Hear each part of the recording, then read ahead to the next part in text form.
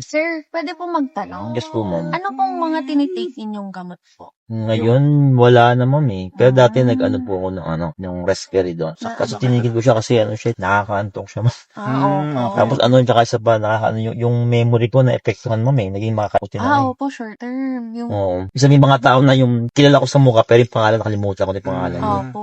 Mas marami mga bagay na iniisip ako na hindi ko na siya maalala. Kaya tinigil ko siya, eh.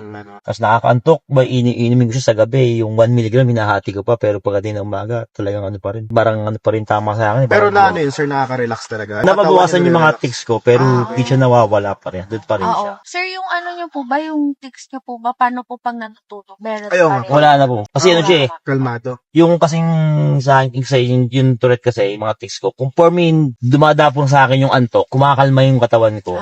Relax. Unti-unti siya na-relax, nawawala ako. Kaya pag tulog na ako, kaya malalaman tulog na talaga ako pag nakahiga ako, sa hindi na ako nagtitiks. Pero pagka yung ba, kahit nakapikit ako, nakahiga, pero gumagalaw-galaw, sabihin nun, gising pa yung isip mo, nakapikit lang ako. Kaya iba siya sabi nila, paano pag tulog ka, buti nakakatulog ka pa niyan, kami ganun. Kasi akala nila, katulog na, galaw pa rin ng galaw. Opo. Pag nakarelax na siya, nawawala na siya. Tics ninyo parang repetitive lang po. Yung iba daw po, ano eh. Yung Parang- yung nagsasalita talaga. Ako yung may mga vocal tics. Opo. Mga subisik, mga nagpupura, ganun. Opo.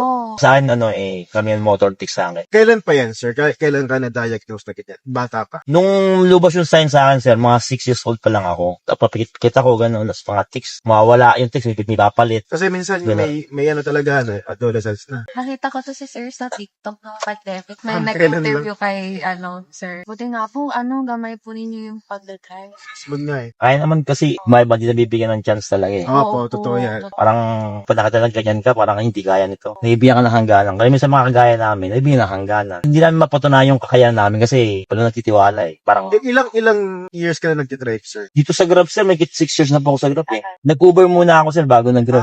Okay. Ano po kayo, sir? Parang nagamit po kayong example pag mga inspiration sa mga ibang tamad na yung mga magtrabaho. PWD. Oo, yung mga PWD po na masisipag.